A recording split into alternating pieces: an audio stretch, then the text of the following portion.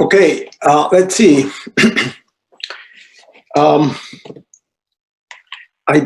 Let's see what else. What do I have to talk about? I did put an assignment, one more master in physics assignment, but you will notice I decided to not. I think I added. It was just like one problem, so you'll see it there. I think you will agree with me when you look at it that it won't take you that long. Maybe 30 minutes maximum, something like that. I think the estimate is 16 minutes, but the estimates are always a little on the low side. So maybe it will take you half an hour at most to complete it, and then you'll see how some of the things I'm talking about. So it's not meant to suck up a bunch of your time or anything like that. You will see in the end when in the final that I will, as usual, give you a lot of guidance for the problem that's going to show up for RLC circuits. So I'm going to show you an example today of a problem that's going to be very much like the problem in the final. So RLC circuits are in the final, but I mean, if I were to try to test you at the deepest level of that part of the class, of course, that would be tough.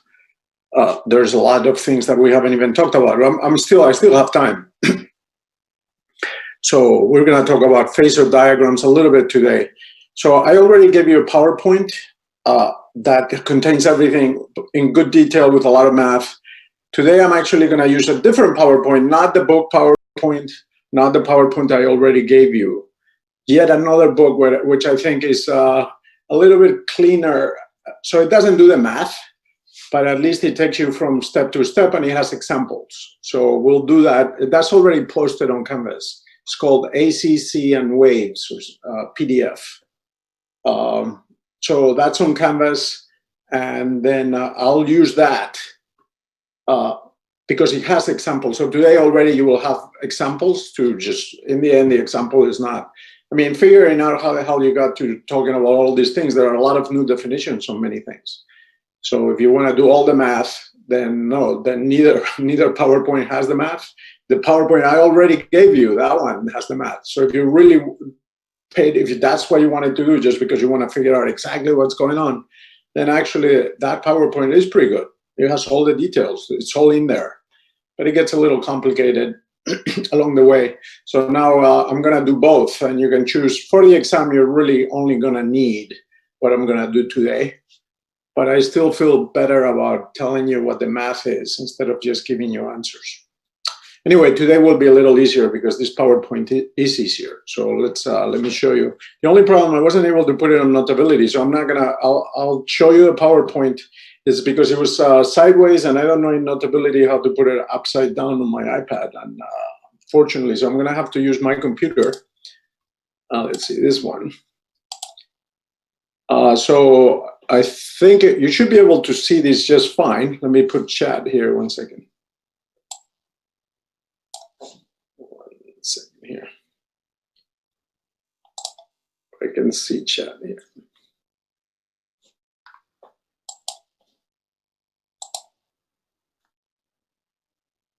Oh,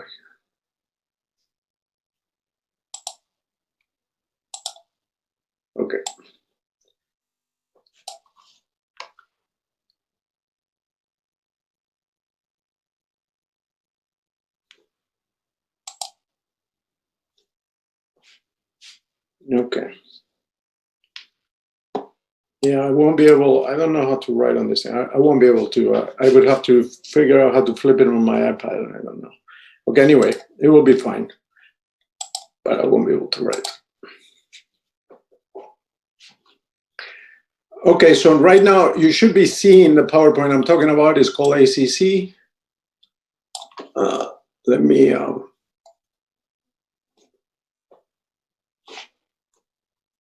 gotta put chat here 1 second. There, okay, done. So I'm just gonna go up and down. The PowerPoint is pretty straightforward. You can see right here is the example I'm talking about. We're getting there. We're not there yet. So again, the math is not in this PowerPoint. The math, I already gave you a PowerPoint that has all the math. So if you really want to figure out the math, I already gave you that. Now here we're just doing problem solving and just thinking about things in a practical way. What do you need to know for the exam and so on. It also has a little bit about phasor diagrams. I'll tell you what that's about. Presumably they're telling you a little bit about this in the lab. But anyway, let's go somewhat to the top, not all the way to the top, I don't think. But let's start around where we just have a capacitor. Okay. Well, actually, I wanted to show you also the derivation. Yes, there's another thing here that I wanted to show you. It's not complicated, but I wanted to see it as well. Remember that we're using new definitions here. Anyway, the entire PowerPoint is there. I don't have to go through the whole thing. Let's start here where it says RMS. I mentioned what that is. So let's start right here. And again, I'll go pretty slow. We should cover just this. Again, this PowerPoint is nice because it has examples. So please bear with me. I'll get to the example. Then the example, you'll see what you're doing. It's based on the formulas we've talked about already, but and the example in the exam will be very similar to that. The example in the exam will be just just a series circuit. So no parallel anything. If you do parallel, then you could analyze any circuit in principle by keep using Kirchhoff's rules of going around the loop and making sure that your voltage adds up to 0 as you go around any loop. You can pick any loop. You can always do that. Pick any loop in a circuit. The voltage the rises and drops have to be 0. That's where all the derivations ultimately start from that point. So you say that, you go around loop, you get an equation. Okay. So we're not gonna redo all of that. We're just gonna use things that we know, but more in a practical way. And yeah, if you have questions, just put it on chat. Let me see. I have or just talk if you want. How many of us are there? Let's see. There's 32 students. Okay, so pretty good. Yeah, let's start right now. But before I do that, I guess let me just talk about the rest of the class. So yeah, we have the thing due. It's only one problem that's due on Friday. What else are we going to do? We're going to try to review a little bit. So today I should be almost done with this RLC. In the next class, maybe I'll give you a couple more examples just to make sure you got it. After that, we can start doing more practice exams.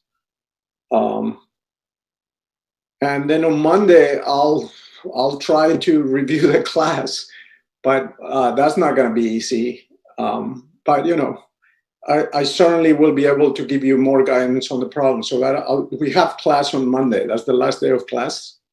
Is the 7th, right? That's Monday.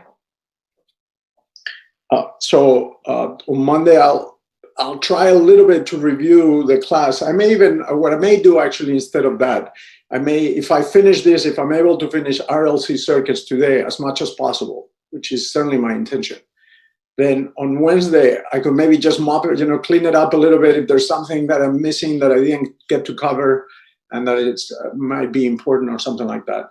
Then after that, I could, on Wednesday already, I could try to start somewhat of a review of the class.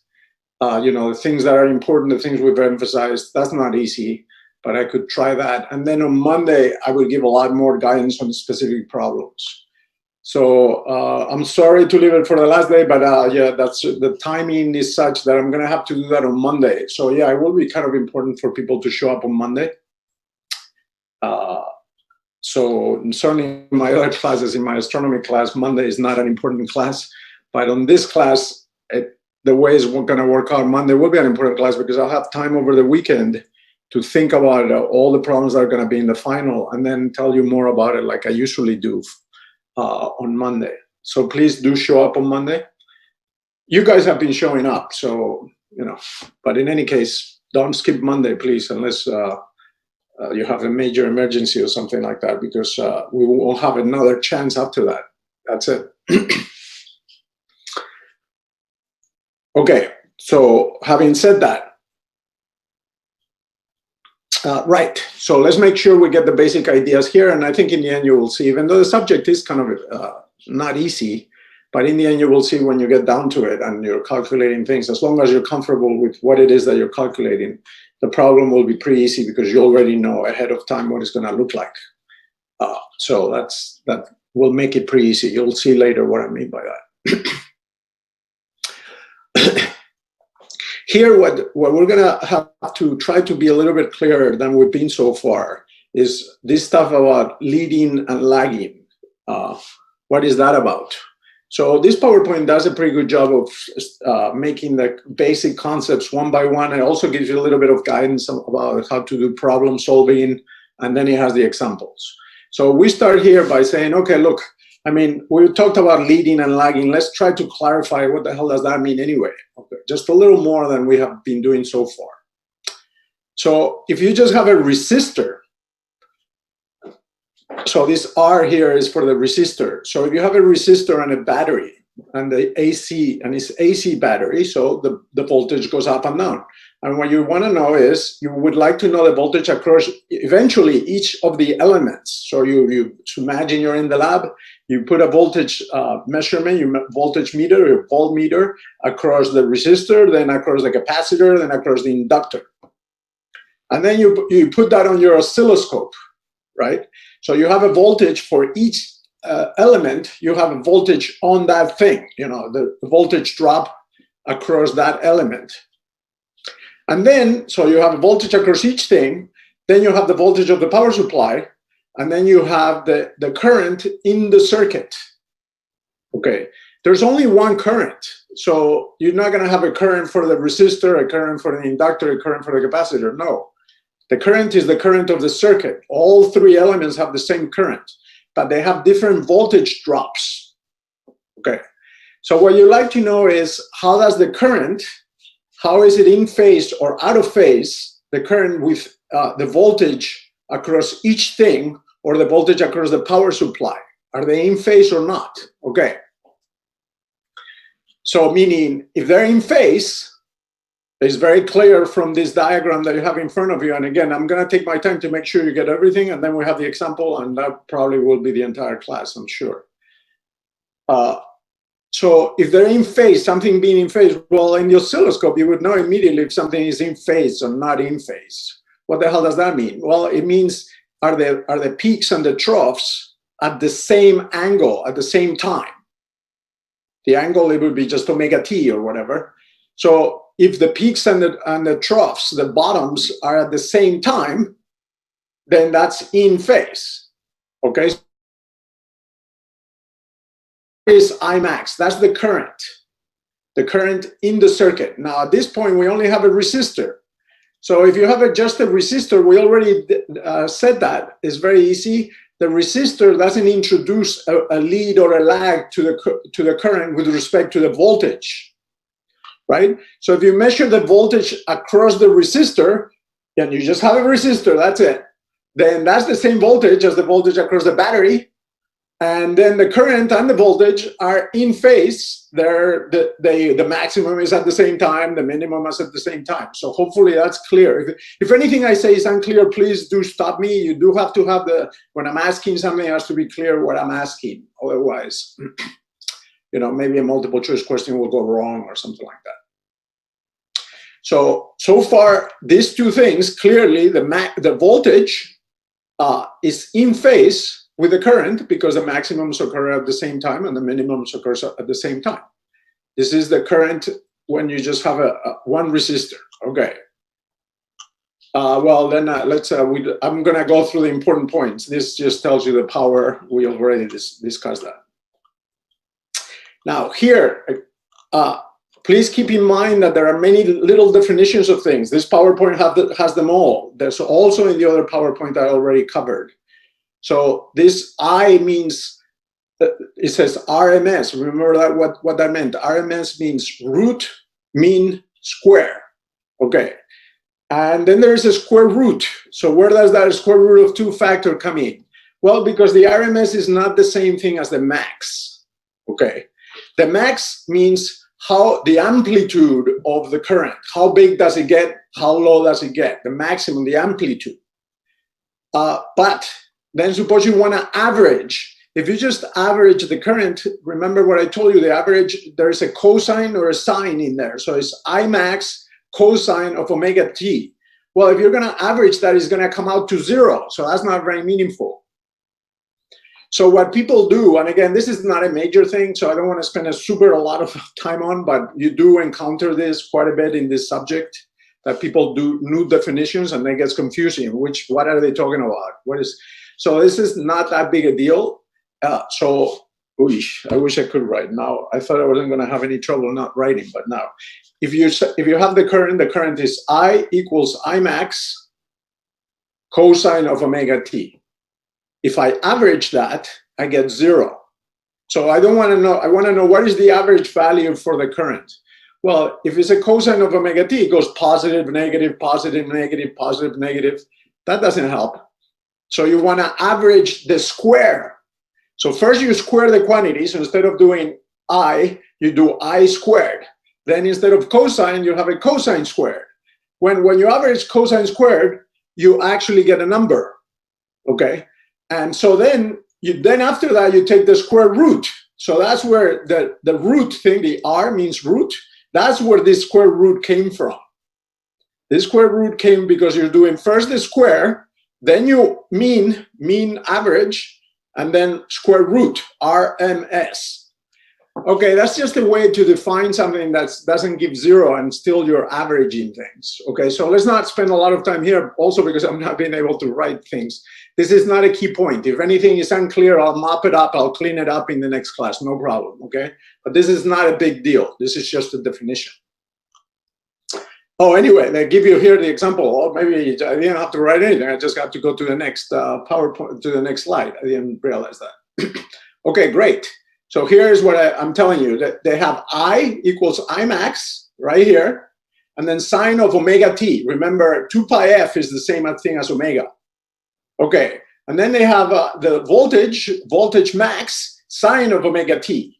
Great. Now, if we just do the average, they're showing you there, if you just do the average of I, then you're going to get 0. So that's not useful. Okay, great. So let's do a new definition. This is all definitions. They say instead of averaging right away, because then you get 0, let's square first, average second. If we do that, then you're averaging I max squared sine square of omega t. Okay? So you first square, then average, and then you don't get 0 because sine square is always positive. So that's not 0 anymore. That's why they did it. They squared first for that reason. Then you got an average, which equals to this. And then what they do is finally they just take the square root of that, and they call it RMS. So then that's where the square root of 2 comes from. Okay, that's from doing the average of the square and then taking the square root. So that's what RMS means. Okay, is that a big deal? No, it's not a big deal. Okay, so it's just instead of talking about max, you talk about something like almost like an average quantity in this situation where it goes cosines, where it goes up at positive, negative, and so on. Okay, great. So now they're telling you this is stuff that they define because people actually do use it. But So Imax is just the amplitude. RMS is not the amplitude. It's the amplitude, but they're telling you here is the average. So there's a 1/2, and then you take the square root. So it's not the same thing as the max. It's not like so it's another way of talking about this. So which one should you use? Well, different people use different things. That's why they're giving it to you here. But it doesn't matter to us. We're going to move on. I will talk about power more in the next class. The power you do need to know, because we have to discuss that a little bit more, but that will come next. Okay, what I would like to spend time is thinking about this leading and lagging and what the hell is going on with that. And in the end, how am I supposed to solve problems in this situation where things go up and down, up and down? Okay, so here, now they're just consider first, so let's start like they do, and they say, okay, first just the capacitor. So we did solve this already. We're not going to solve it again. We're just going to say, well, okay, what is the bottom line? What does the capacitor do just by itself? Okay, so here, that's what they do. They have a capacitor, and then what they tell you here, look what they're telling you, and I want to go through everything to make sure that even if it's a multiple choice question, you do get it, because you can see what's happening here. Okay, so look what they're saying here. They're saying here that the voltage, so here, the voltage, so the problem with this is depending on the wording, you can get confused because the wording in different places changes. The diagram is what's clear. But if you get a little bit confused, you read something here and then you read something there and it doesn't seem to match. It seems to be inconsistent. That's because different people say different things. They say, you could say the current leads or the voltage lags. Well, that's the same thing. Which one are you talking about? So it can get a little confusing. It's just easier in my mind to just look at the diagram and then see what that's saying. And that's it, okay? So if you just have this is the case of only, we're gonna do all the cases. So we're gonna do capacitor and then the inductor. And then we're gonna put, like we did last time, all three together. Okay, so what they're trying to tell you here is, here you would say that the current leads the voltage. Well, that's how most people describe it, but here they say the voltage lags the current. Well, it's the same thing, okay? But other people will say it a different way. But the bottom line is, what is happening here? So what is happening is that if you put it in your oscilloscope, if you just have one capacitor, that's it, nothing else, and you have a voltage, that's the voltage in your power supply, you could put that in your oscilloscope. And then you have the current in the circuit. Before, when it was just one resistor, they were in phase. Everything lined up very nicely. So the peak of the current is the peak of the voltage. But if you have a capacitor, you can see that's not in phase, right? They're out of phase by 90 degrees. Meaning, 90 degrees if you're using degrees. 2 pi if you're using at 90 degrees is easier to say. Okay, so anyway, so the current will be a maximum first. The current in the circuit will be a maximum. And then the voltage will go up next, not at the same time. Okay? Okay. So that's what will happen if you have a capacitor. Okay, let's go to it. So notice that the only thing you have to remember from what I said is, notice what's first up at the peak. In this case, what's first at the peak is the capacitor, is the current, is the first thing. Then the voltage later gets to be at the peak. The voltage starts at 0. Okay, great. How will you, this is the voltage across the capacitor, by the way. So how will you do that? Again, you put it, this is a very simple, what they're doing here is a very simple experiment, okay? So this is something that for sure you will do in the lab.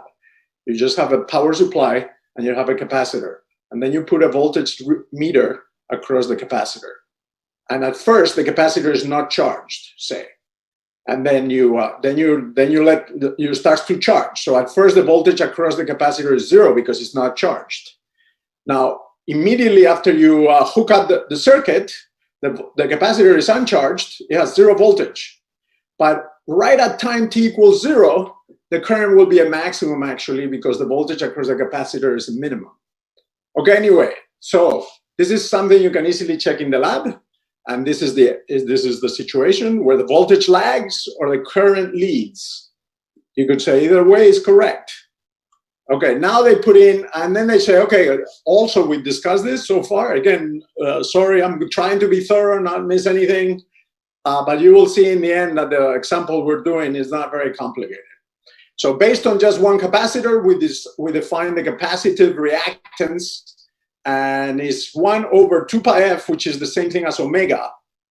2 pi f equals omega times C, the capacitance. And this XC, this capacitive reactance, a mouthful, has units of ohms, will be in ohms. Okay, so it's kind of like the same thing as the resistance, but it's not a resistance because a capacitor doesn't dissipate energy. But it's similar, it's acting in a similar way. You can write an Ohm's law with it, you see? Now you could do an Ohm's law, and we're gonna definitely use that part of it. So this is a formula, for instance, that you need to retain. Notice, by the way, you don't have, notice that they wrote here RMS here and RMS here. You don't have to do that. You can, if you don't like RMS, you don't see the point of discussing RMS, okay, don't use RMS. Instead of writing what they wrote here, the voltage across the capacitor is comma RMS equals the current RMS, you can just replace RMS by max. And you're just as good, and the formula works just the same. So it would be voltage max equals I max times XC. That's totally valid. There's you're just like multiplying both sides by square root of 2. It's nothing. Okay, so you don't have to deal with RMS if you don't want to. Just keep using max, max, max. That's the amplitude of the wave, and then you're good to go. Okay. Okay, now that all of this we've said, it has to. Here they're trying to show you, yeah, it has the right units. So perfect. So let's move on. Let's not get stuck on this one. Now we're just doing the same thing for the inductor. So again, the question is, which is a maximum first, the voltage or the current? Okay, so before it was the current was a maximum first, and then the voltage came next. If we just have an inductor, now we're going to do the thing. Okay, well, which one is a maximum first? Well, in this situation, obviously, the maximum first is the voltage, not the current. And then, so that's the situation where the current lags, or the voltage leads, whatever you want to say. Different people say different things. But it's the same thing, just like I said before. Notice the current is maximum after the voltage in this situation. So they're not in phase. So that's that phase angle thing. Okay, great. Then you define, notice also, very important, otherwise you don't get that here is the XC was 1 over omega C. Here is not 1 over. It makes a difference because that allows you to find the resonance condition. Okay, if you just make it, you gotta keep the right units in there. So XL is omega L, not 1 over omega L. Okay, it's omega L. Okay, it has to be the right units. Okay, anyway, so that's also ohms. Great. Now let's see if we finally get to the example. So they show here that the units work out. Okay, great. So this is the problem in the exam. How am I doing with time? I'm doing okay, right? Yeah, it's fine. Problems. In fact, I may have extra time. Seems like. Okay. In fact, I think after if I finish this example, then I'll talk about power, which also will be in the final actually. So once I finish this particular example, I can do that. Okay, so now all that happens is you can, of course, study each thing individually, but now you would like to have all three things together. So then in the lab, what you would do is you would measure the voltage drop across R, then the voltage drop across L, then the voltage drop here. Also, you would know what the battery is. You could put that up in the oscilloscope. And finally, you would like to have the current and put that up on the oscilloscope. And so you could have up to four voltages and 1 current. So it would be 5 things, 5 little waves in your oscilloscope if you wanted to put all of that in there. Okay. This is just a summary of the same thing we just went over. You have a current, and look at what's there. It's just repeating everything in one slide. You have this resistor is in phase always. Now we're gonna do, let me go through this one more time because I wanna show you what they're talking about when they're saying the phasor diagram. The phasor diagram is just a pictorial representation of this, of what you have in front of you. They just want to say, okay, now let's do this so that at any time we can figure out what is the voltage here, instantaneous voltage, not the average. Let's figure out at any time what would be the voltage across this, and that. Okay, so whatever. Okay, so the voltage. So you're gonna, if to know that, you need to know the phase angle. At what point is the thing a maximum? So you have to know the max, V max for each thing. So it would be V max for the capacitor, V max for the resistor, V max for the inductor. But you also need to know the phase angle so that you can figure out at any one time what is the voltage. So I'll discuss that when I'm doing the phasor diagram. So you can see that there's a lot of things you could calculate, but the formulas in the end are not complicated. It's just that there's a lot of things to calculate if you wanted to. Okay, so the current is always in phase with the voltage across the resistor. So meaning their peaks are at the same time. Okay. The inductor always it is first, and then the capacitor comes next. So this is the voltage. So here you would say the voltage leads the current. That's in the word, like the same wording as the PowerPoint. The inductor voltage leads the current. So it's first the inductor voltage is a maximum, then the current is a maximum. And the capacitor voltage lags the current, using the same McCain vocab. And then please, that's going to confuse you a little bit because other places don't word it like this PowerPoint. They reverse it. They talk about the current leading or lagging, not the voltage leading or lagging. But okay, we're pretty much done, except now you would like, you know what it is across each element, but you would like to know, okay, great. Well, there's still one more thing you can talk about. You can talk about the voltage across the capacitor, the inductor, or the resistor. But you can also talk about how about the battery overall, the power supply? How about all three together? How does that compare? So you know that this is 90 degrees here, and that's 90 degrees with plus, and then the other one minus. And you know this is 0. But when you put them all together, well, what is it? Well, that you need to calculate. You don't know if it's 90 degrees or 0 degrees, or you need to calculate what the overall phase angle is for all three elements in series. And that's where that equation, tangent of phi, comes in. Okay, so you can see that this is for overall, all three things is not 90 degrees. It's whatever, it depends on how much capacitor, how big the capacitor is. So they're just guessing here that it doesn't have to look like this. It depends on the values for each thing. Okay, so you need to know, so if you know all of this, then yeah, at that point you've defined properly everything. Okay. You need to know also for all three things combined. Actually, you could do more. You could do voltage across any two. So you could start calculating even more quantities. But these are the ones that people calculate. Voltages across each element, and then voltages across all three. Those are the typical ones. But you could just pick the conductor and the capacitor and the resistor and pick the voltage drop across there, or whatever you wanted, really. Okay, now these phasor diagrams, they're a little bit annoying. Again, hopefully I'm not giving you the sense that this is getting confusing and complicated, because you will see in the end when I give you the example that it's not.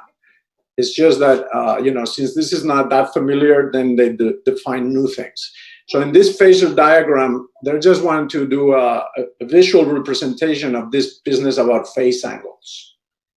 But in order to do that, they do things that you don't normally encounter. So for that reason, when you first look at these diagrams, you get a little bit put off by them because they're not the ones that you usually use. And so it's a little annoying because you have to think of something else that they're telling you to think about. Okay, so let me say what I'm suggesting, what I'm talking about here. Here, what they do is they have a phase angle here. And then notice what they're doing is they're not using the x-axis for anything. They're using only the y-axis to determine. So all they're doing with the x-axis is the place from which you measure the angle. So that's the x-axis is just giving you the angle to the vector. That's it. Then this is the maximum. Vmax is the maximum voltage across the whole thing, right?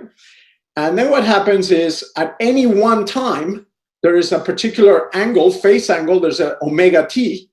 And so for that time, the voltage, the actual voltage would not be Vmax. Vmax is the amplitude of the voltage, but anyway, if you want to know how much it is, then you would have to find the projection onto the y-axis of Vmax at that time. And the angle keeps changing, so this vector keeps rotating.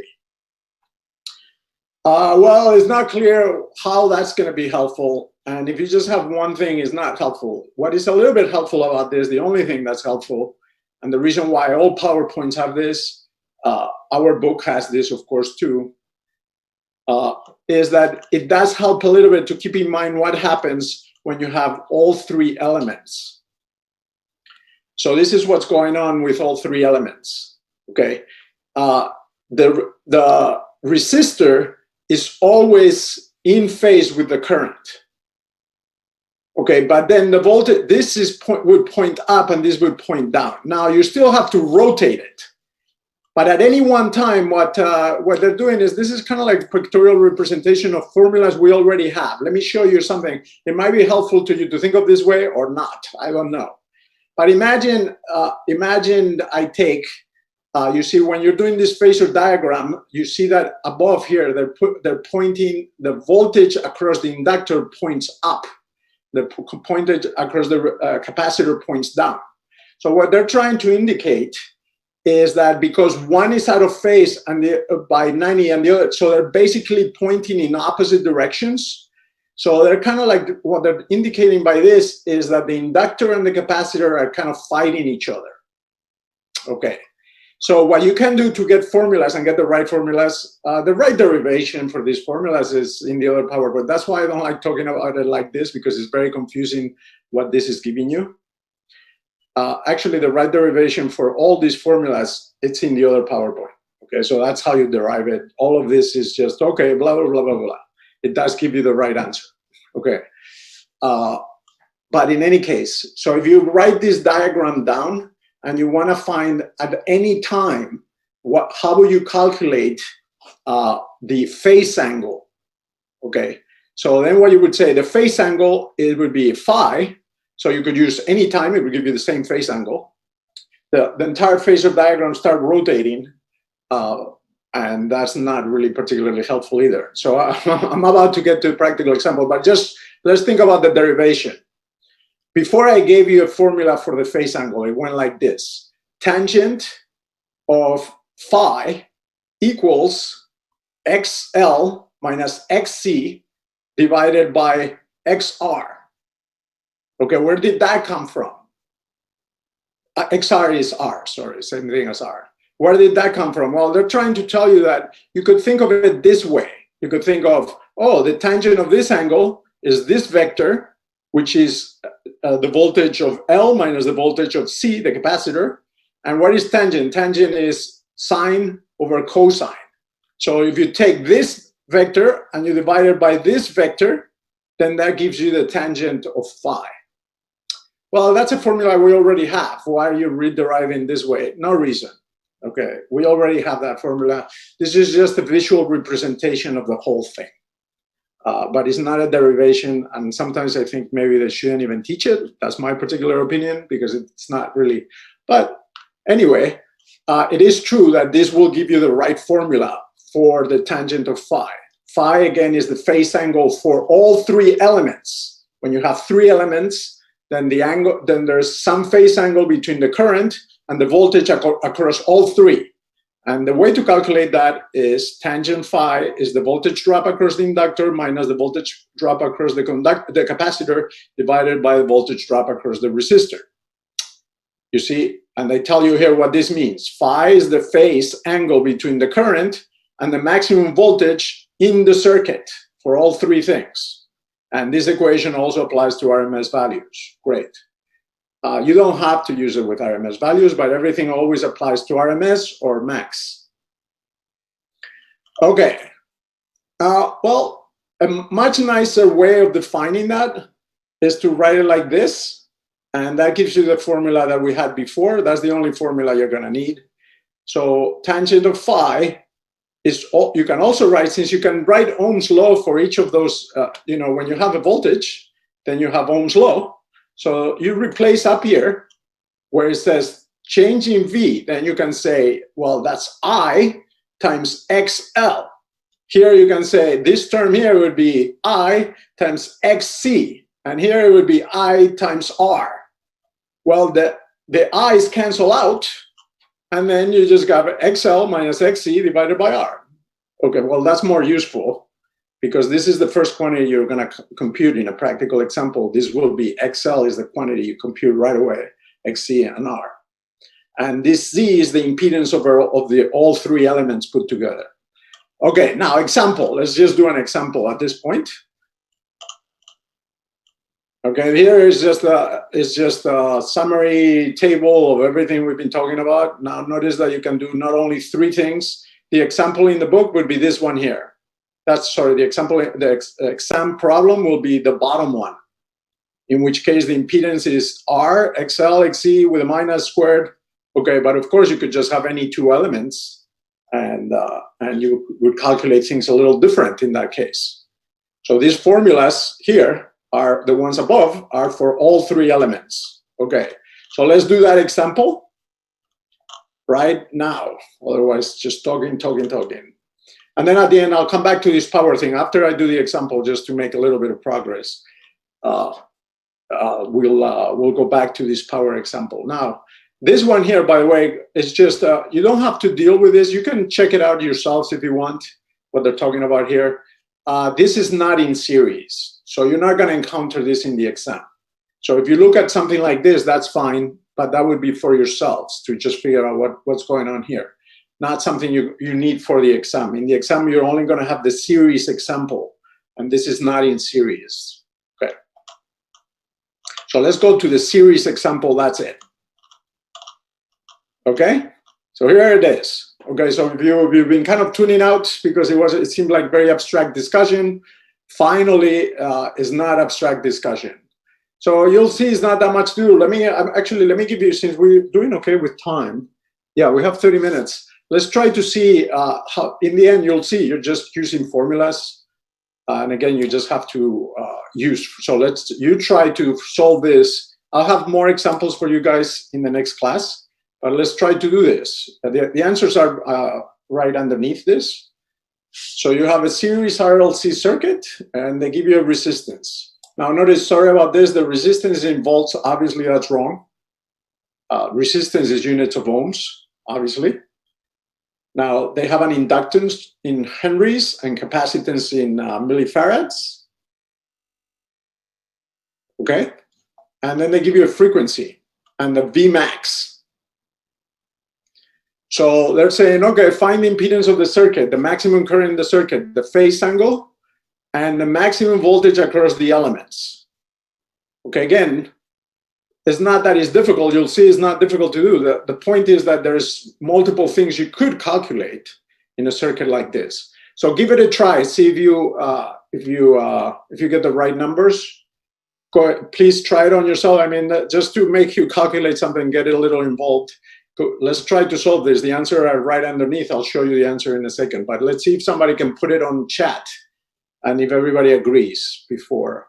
What is it that you're supposed to do in particular? There's nothing really difficult here. The last one is just make sure that you understand that you can calculate the voltage across each of the elements. So you can calculate the voltage across the resistor, the inductor, and the capacitor. Okay? So go ahead and give that a try. See if you run into trouble for some reason. And if when somebody gets the answer, please put it in chat.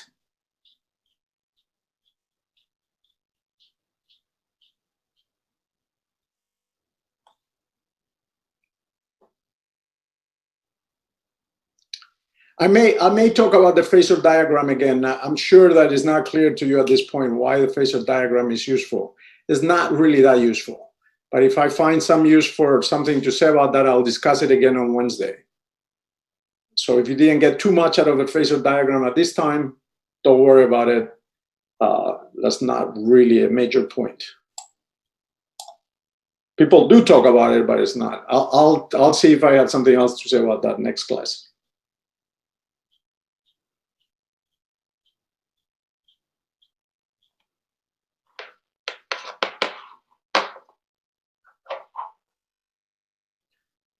I'm going to get some coffee, give you a chance to get the answers. Again, please, whoever gets the answers to this problem, put it, see if we can get the right answers here.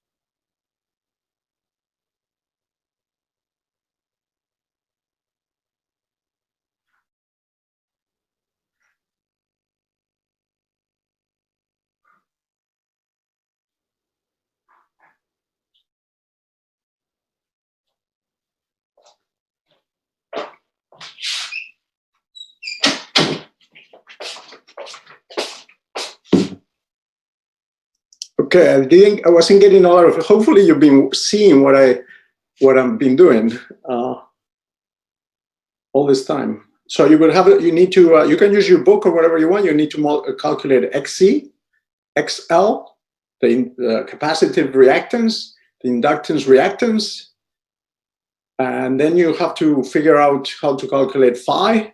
That's that tangent phi formula. You have the resistance. You have XL. You can calculate XL, XC.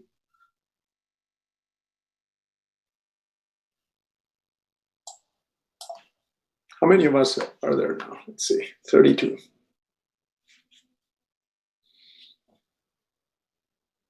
Okay, how about Yeah, how about just writing the in-between pieces, not just, so calculate whoever first gets the impedance. So Z, that impedance, what is that equal to? What would be the units for that? So start with that. What is the impedance in this circuit? Just go ahead and write it on chat if you have it, when you have it.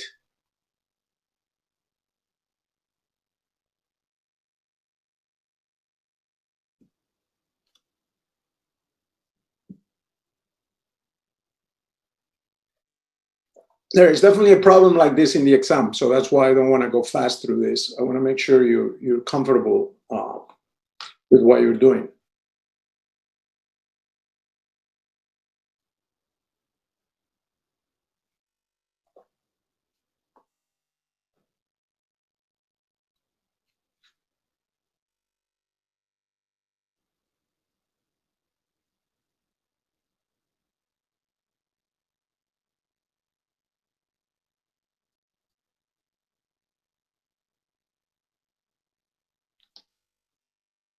Nobody?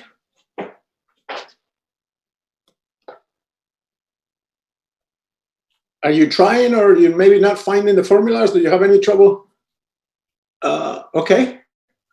Emma, great. Thank you for trying. Okay, so again, sounds pretty similar, pretty close. That's for the impedance. So the impedance has units of ohms, right? Great. So, okay. Okay. Now, what else are they asking? So that's the impedance is first, then they're asking, how about the phase angle? And if anybody has any disagreement, they want to add some other number, please do. But again, please look at the formula. So you see that, yeah, you can calculate this stuff. It's not, there are lots of little things you could calculate. You have to just read what the problem is asking.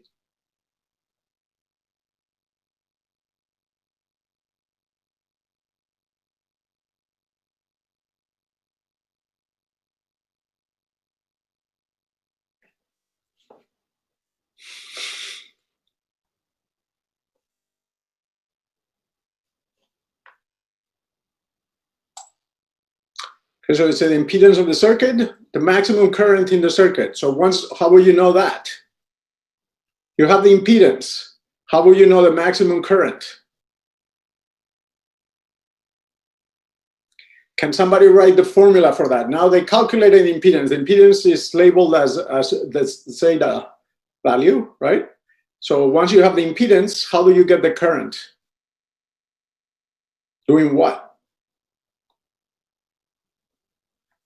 Right. That's the formula. Notice that, look at that formula for a second that Emma just wrote up there. I just want to demystify what we're doing here. That formula looks just like, it's like, that's Ohm's law. Well, it's not really Ohm's law because the impedance is not really exactly the same thing as the resistance. Impedance includes capacitors and inductors, and they don't dissipate energy. But anyway, that's when we talk about the power formula, we'll have to discuss that. But when you look at that formula right now, that looks like Ohm's law, where all you did is you replaced, instead of putting R, you just put that, you just replace it with a generalized R for the circuit, right? Okay, great.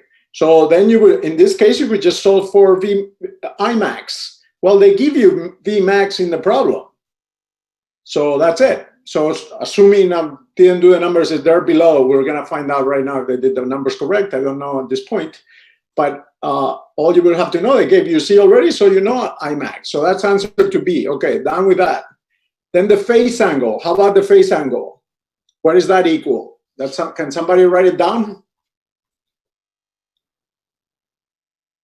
Again, the phase angle is for all elements combined. Okay, so if you could, it's not the individual ones, it's for all, you already know the individual ones, plus 90, minus 90, 0. Now, when you put all three together, what is the phase angle of the circuit? So what does that come out to?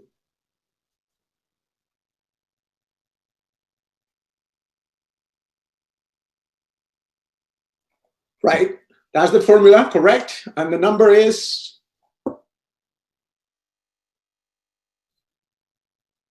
Okay, now once you do that,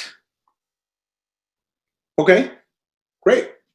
Now, notice the last part of the question. Please notice that, because that's the part where people all of a sudden they get a little bit confused. In the end, you can see we're not doing very difficult things. And with, the setup was very confusing, but in the end, you're not really doing very difficult things. But notice in this last question, they're asking, okay, great. Now you know the phase angle. There is one phase angle. It's the phase angle for the circuit. Notice that the phase angle, when you're calculating the phase angle, notice you're including information about all three things. So it's the phase angle of all three things. You're using XL, that's the inductor, XC, that's the capacitor, and R, which is the resistor. So this is the phase angle for all three things put together, right? So there's one phase angle like this. Individual things have plus, minus, plus 90, minus 90, and 0. So this one is not plus 90, minus 90, or 0. It's 42 degrees according to Emma. Okay? Great.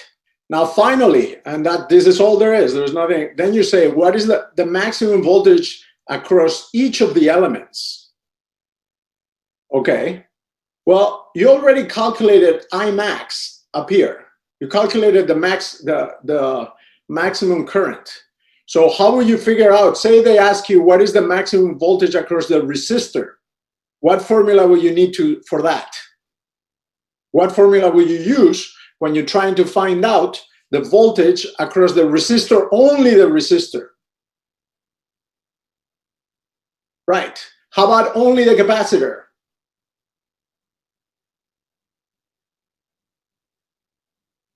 That's correct, Isaias. That's for just the resistor.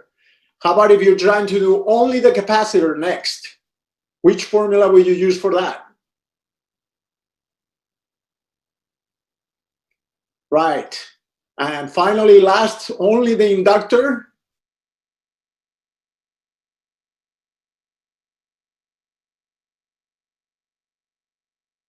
You're on a roll. You're almost there. One more, it says. There you go. Okay? That's it. So you see, it's all Ohm's law, but with different things put at the end. Okay, let's see if that's what there's not, they could calculate the numbers and see if they get the right numbers. At this point, unless you have questions or so far, let's just see what they do here in the PowerPoint, see if they're doing the same thing we just said. Okay? Any questions? Before I give you the answers already, do you have anything that's still bothering you a little bit? Okay, so let's see the answers if you don't ask anything. Okay, let's see. We're gonna basically be doing all over again what they said over there in chat, but let's just see it done with all the numbers and everything else. So they calculate, first they calculate XL, great. Then they calculate XC. Notice the units here. This is ohms, ohms. So this is XL is 2 pi F. F they gave you. 2 pi F is the same thing as omega, by the way. Keep remembering that. Omega equals 2 pi F.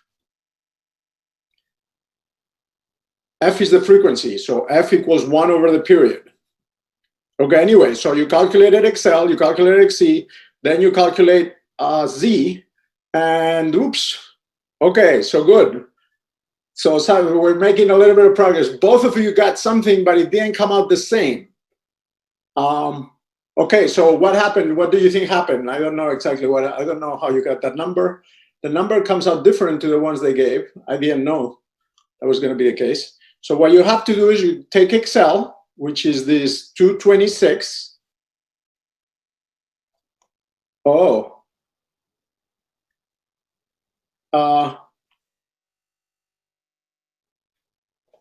Oh, I see. Oh, so here.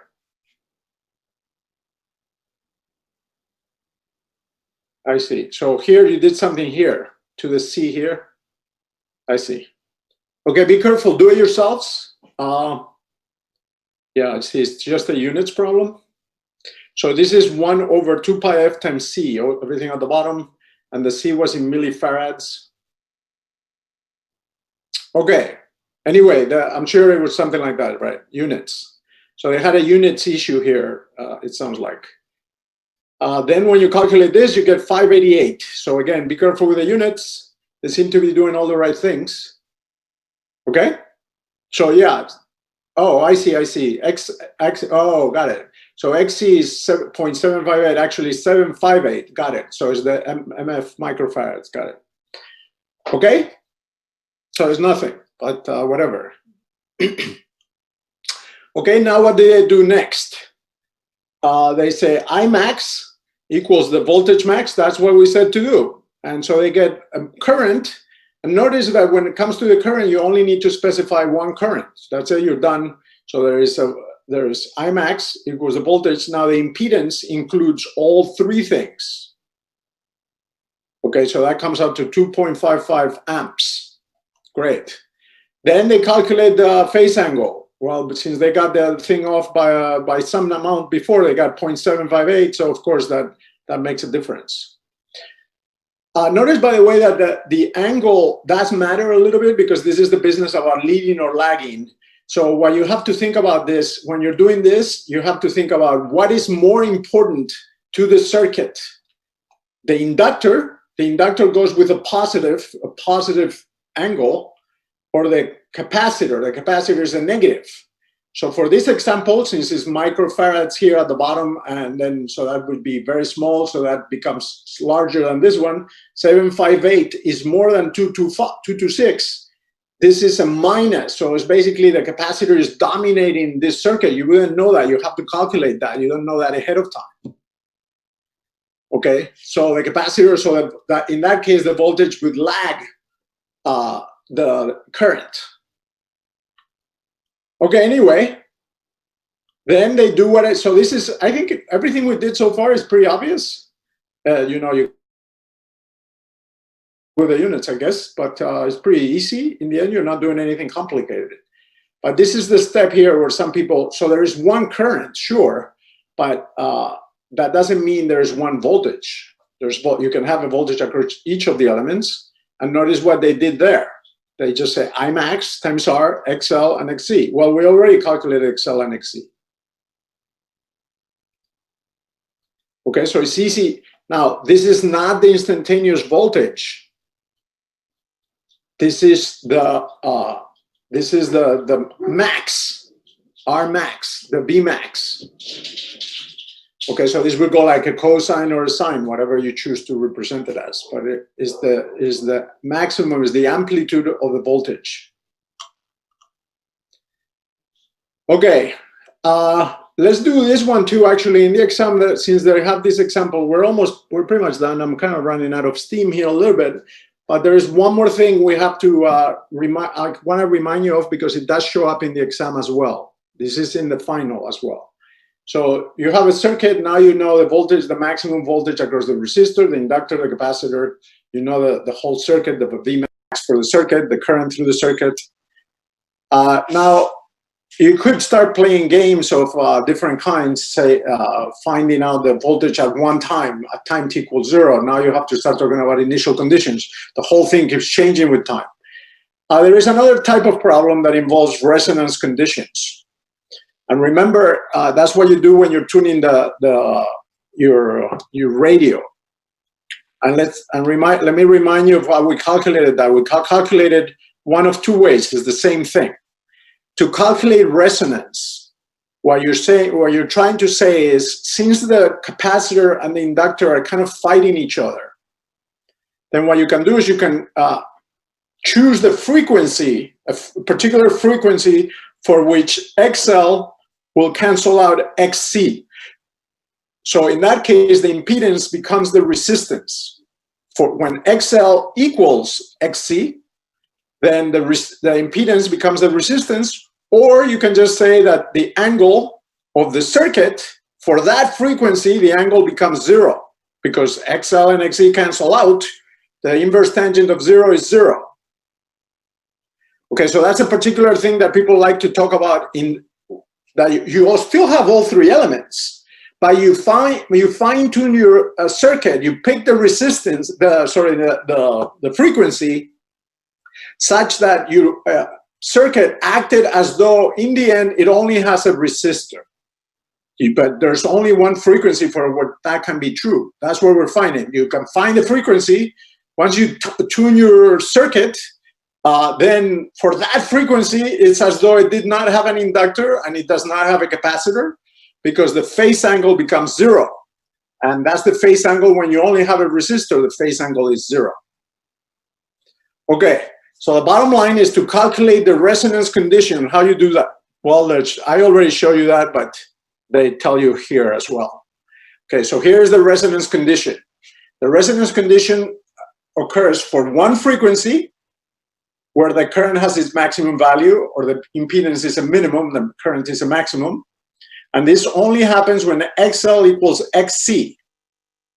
Well, if you go back to the definition of XL and XC, you can find that that frequency is given by this. I already derived this for you. I can't write right now, but I may close the class doing this for you one more time to make sure. This is in the exam, but you know, it's not that difficult. In the end, you just say, okay, for this frequency only, then the current reaches the maximum value at the current. So you can say several things. Actually, again, there's an issue of what you want to say. Since you're making the impedance smaller, you're making the current larger. Because at that value, the impedance equals R. Z equals R when this is true. XL equals XC. Remember, look at the impedance equation again one more time, sorry. Here. Notice that sometimes people get this formula wrong because they forget that there's a minus in here. That's a minus there. So you're not really squaring each thing. You know, you're just taking XL and then you're minusing it XC.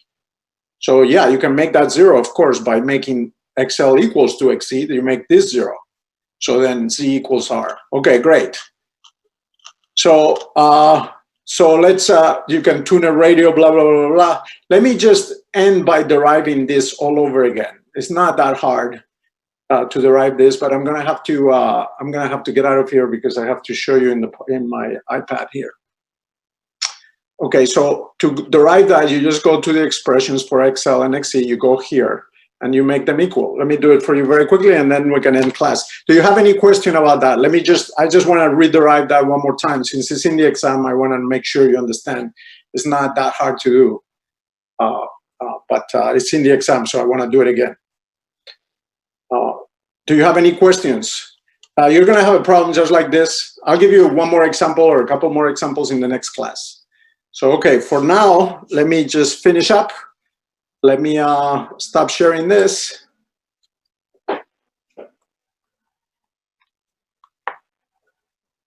Okay, and let me, 1 second. I gotta log into this thing. I think, am I logged in? Probably not.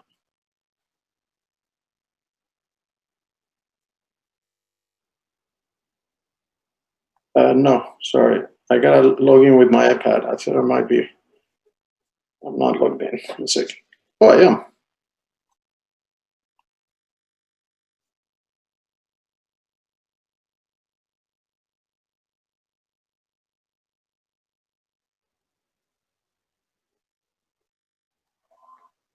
Oh yeah, great, fast. Okay, so just to rederive it again, this is very easy now. So I'll just close off with this. I'll have a few more examples for you. I'll think of, there's something about the phasor diagram that I would like you to know. I'm not a big fan of the phasor diagram, but I wanna, if there is something that it could be useful, I guess for the instantaneous voltages, it could be useful. Let me think of a problem where that phasor diagram may come in handy, and I'll have a Wednesday to tell you about that. But let's do this resonance condition again. Just because that is kind of useful, people know about it, and it matters. Okay, so again, what we're trying to do is we're trying to find the frequency for which XL equals XC. That's the condition. That's what we're looking for. I already did this for you. Let me remind you what we did. We say XL equals XC. Well, okay, great. XL, though, that's proportional to the frequency. So XL equals frequency times L. So what we said about that is, yeah, that's because the voltage across the inductor goes like di dt.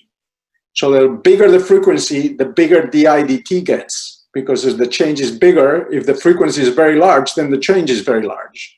Di dt becomes very large, of course. So that's why the inductor is proportional to the frequency.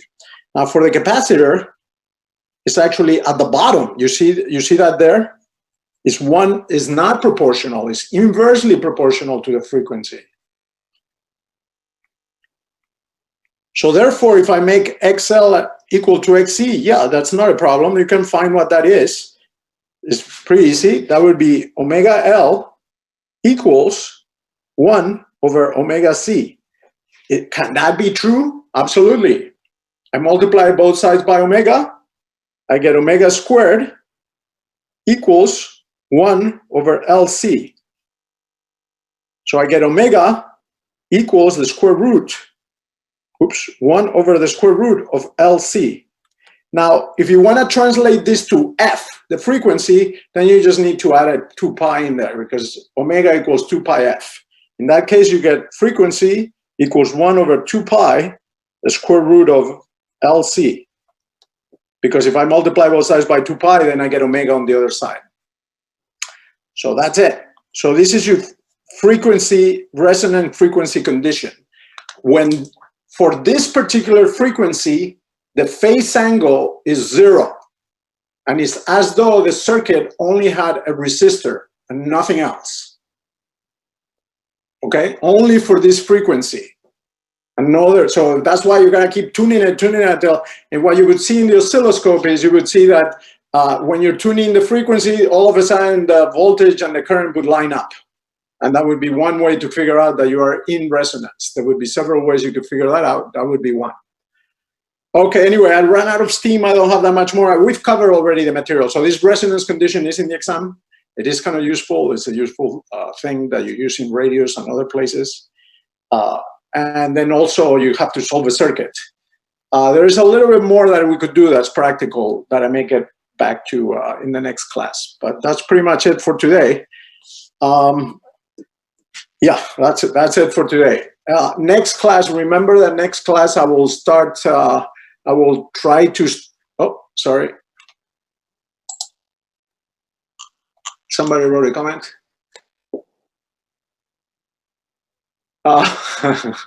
Okay, Lee, that don't know what that means.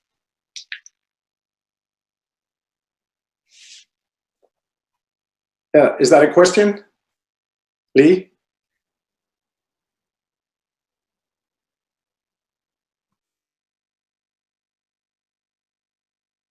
Okay, I'm pretty much done, guys. So if somebody else has a question, you can ask. I'll start. I'm almost done with this material as well, by the way. So I'll just polish it up in the next class, and then we'll be done. Then I'll start lecturing.